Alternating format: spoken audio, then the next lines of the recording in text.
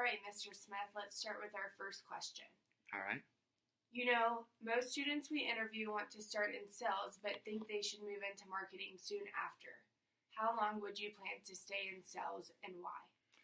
Well, I honestly feel as if sales is important as kind of learning the products and learning what exactly it is that we're selling um, as kind of like the foundation to the overall marketing scheme. So if you don't start off in sales, then you don't really know how to market it properly and what different emotions you're trying to um, find in a customer. So if you start off in sales and stay there for maybe a year or two, about a year or two would probably be good because then you can learn the products and kind of get through everything.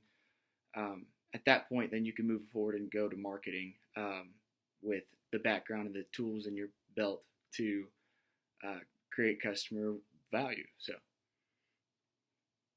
Right. As a salesperson, what would you expect from NetSuite? as a salesperson, I would expect the proper training and the product knowledge um, on all these different products and services, so that way I'm fully aware of what exactly it is that I'm trying to sell. So, just proper training. All right, thank you. Which would you prefer, salary or commission, and why? Mm.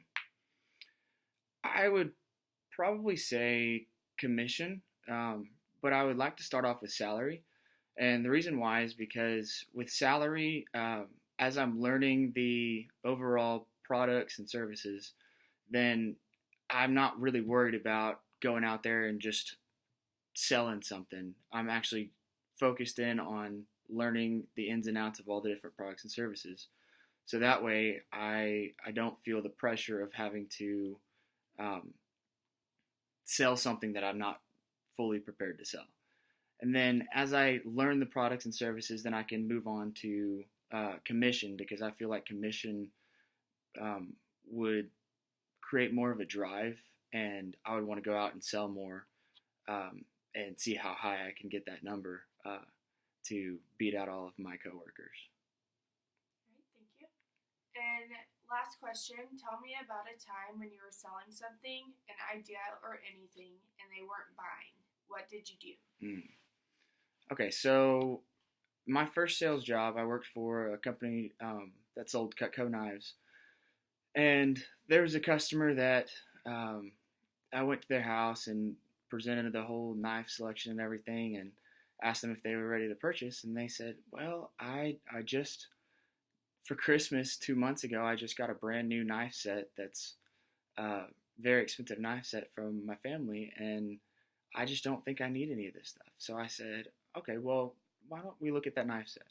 So I went and the customer showed me to the knife set that she had gotten, and I actually went through the different knives and showed her, okay, well, you have this, this, and this, but I have these, these, and these, and I think that you could really use this in your kitchen. And if you don't find a need for these, why don't you buy these scissors and give them to somebody else? Because these scissors can cut through a penny, basically.